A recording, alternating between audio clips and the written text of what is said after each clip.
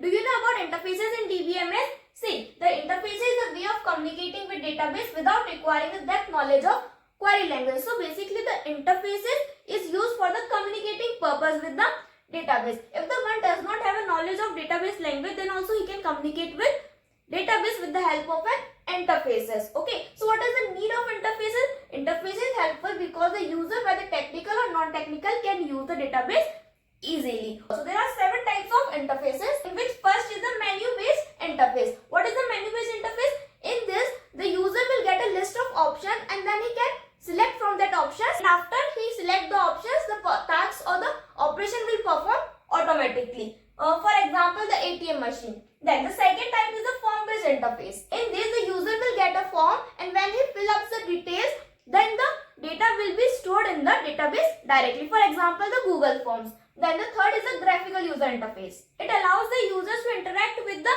data using the charts, buttons. Okay. So, for example, the MySQL Workbench. Okay, it is an example of the graphical user interface, that is the GUI. Then the fourth type is the natural language interface. What is the natural language interface? See, in this the user write the query in English sentence, and then the system will internally convert it into the query and then processes it. For example, the Google search. Then the fifth is the speech input and output interface. In this, the user will give the input by speaking, and the system will also give the output by speaking back. Okay, for example, the Google Assistant or the Alexa. Then the sixth is the interface for parametric users. Now, who are the parametric users? See, the parametric users are the users who does the same type of work again and again. Okay, so here there is a predefined screen made specially for them. They do not have a full database access. There is only a predefined screen which is specially made for their task of the daily routine. For example, the shopping mall billing system. Okay, there is a